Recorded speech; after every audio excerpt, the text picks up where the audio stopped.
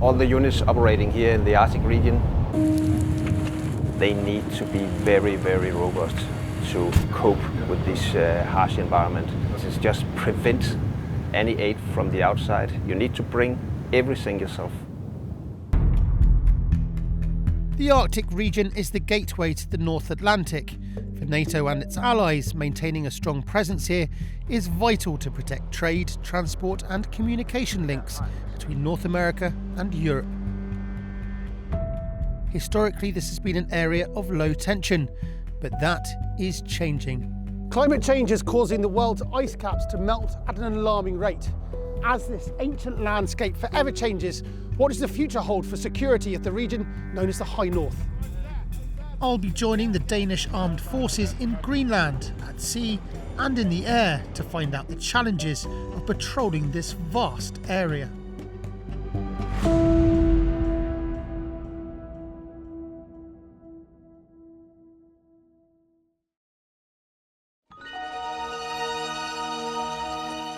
Greenland is considered by scientists to be ground zero for climate change, where its melting ice caps are significantly contributing to a rise in sea levels. Along with the Faroe Islands, it forms part of the Kingdom of Denmark and is therefore under Danish military protection, which falls to the Joint Arctic Command, or JACO, a Danish-led operational command with a headquarters in Nuuk, Greenland's capital. The geo-gap, Greenland, Iceland and UK is hugely important for NATO. It's what ties the transatlantic bonds together. That's the way we would get the reinforcement from North America in a conflict scenario in Europe. No one knows how to operate in the freezing waters off the coast of Greenland better than the Royal Danish Navy, who have been patrolling here for centuries. We'll be boarding the HDMS Triton, one of 4 Danish ocean frigates patrolling Greenland at any given time under the Joint Arctic Command.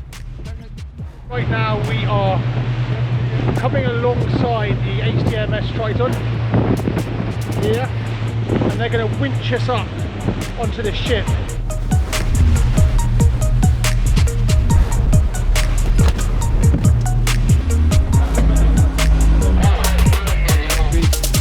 Grab those.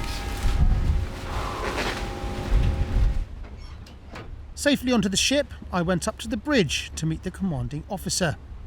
Commander Senior Grade Peter Crow is a veteran of these waters and a former commander of one of NATO's naval task forces. Can you give us some idea of just the vastness of this area? It's extreme distances, so you need to think ahead about the ship's performance, about the crew skills and about logistics. We start to feel a growing interest from other navies that also wish to explore the northern region, and of course we want to keep the sovereignty and protect the interests of Denmark and also our allies up here. Therefore we are very pleased to share our knowledge with others and especially allied navies. So you say that you're surveying this area, mapping this area. Has that mapping or surveillance changed due to climate change over the last few years, do you feel? I mean, it's the sea level that's changing and it's the amount of ice that is changing. Let's take an example here in the Bay of Disco where we are now. People on the shore side, they used to visit the island Disco and they could go there by foot, but they haven't been able to do that for a very long time because the temperature is increasing. So it is very, very easy to see the changes of the climate. The Triton is uniquely adapted to these waters. While not technically an icebreaker, it has a reinforced hull, meaning it can break through ice up to 80 centimetres thick. It is also highly manoeuvrable, which is key when operating in Greenland's narrow ports and waterways. With a crew of roughly 55 highly trained personnel and equipped with advanced radar systems and a Seahawk helicopter, the Triton's main role is to protect Danish sovereignty. But it is also responsible for search and rescue missions, environmental monitoring and logistical support to local communities. Men I skal de her 2 tampe, der stikker ud, dem skal I skære af. In these vast regions and testing conditions, a successful patrol relies on the competence and teamwork of the crew members. Der left one. Yeah, that's right. I got it right? Yeah. Fantastic. Thank you very much. I got it right. Quite happy with myself. On board the Triton, a group of 20 or so conscripts are quite literally learning the ropes. For the Danes, passing on knowledge from one seafaring generation to the next maintains mission continuity. So this is the ice splice, is that right? Yeah. And how is my ice splice? It's perfect. Thank you very Yeah, much. it's really, yeah, it's good. And it's the first time you've done it? To be fair, I didn't do most of it, really. I saw had a you lot got of some help, yeah. I did have a lot of help. Yeah. You're in such a small, limited space for such a long period of time. But does everybody get on? Is there big camaraderie? How does it work? But usually it's like a big family. It's like working with your family. So, because when we're off from work, we're still here. It's like 24 hours a day. Never ends. Is this your first time to Greenland, or have you done? No, I've done it multiple times. We learn to have a lot of respect because the North Atlantic Ocean is one of the harshest oceans in the world. We really do have respect for the waters up here. Spending time on the Triton had given me a window into the rigours and perils of operating in these waters. The crew on board are acutely aware of their roles, and there's an almost instinctual understanding of the tasks that need to be done. Those skills and experiences could be crucial if, as expected, climate change causes this region to become more contested. As the ice melts, it creates the opportunity for new shipping routes, and with it, potential risks and threats to Euro-Atlantic security.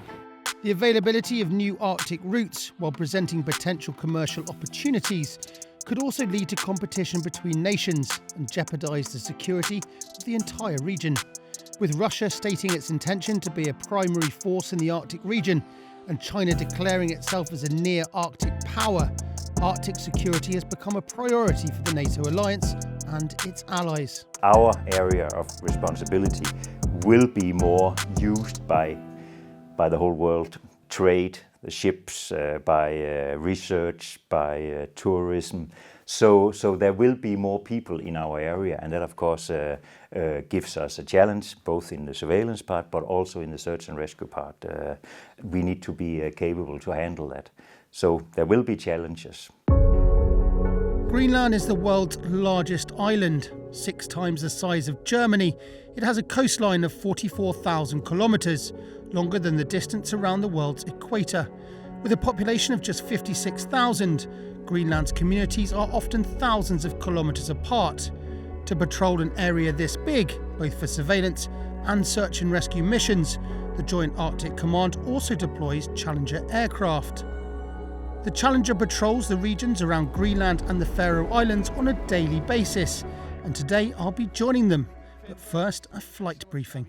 We're here, Thunderstorm, going out through the fjords, up along the coastline, inspecting for the ships, around counterclockwise around Disco Island, and when we're done with the inspection, we go back home. So when you say we're inspecting for ships, what are you looking for exactly?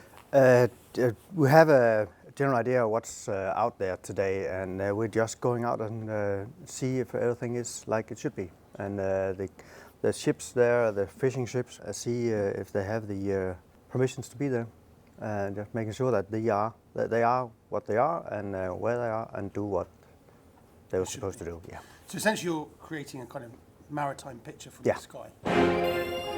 Briefing complete, it was time to board the aircraft. The CL-604 Challenger has long-range and high-altitude capabilities, which makes it ideal for Arctic maritime patrol and search and rescue missions. So guys, right now we are obviously flying over Greenland. Can you give me a little bit of an idea about what you're doing? Right at the moment, I'm using the radar to look for targets on the surface and try to correlate them with what info we have on the ships that are in the area. Then we need to go visually ID each ship, all the fishing ships, the passenger vessels, the merchant ships. We have to have a positive visual ID of them. We take some frame grabs of it and send it down to the Arctic Command, so everybody's sure that the ships are who they say they are and that they're allowed to be there.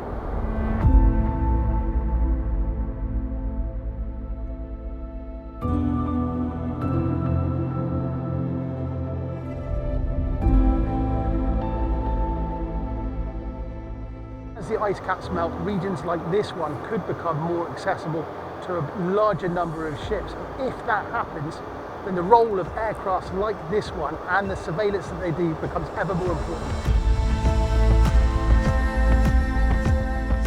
The truth is that nobody knows exactly what will happen in the coming years and decades with regards to rising sea levels and the effects they could have on security in the high north.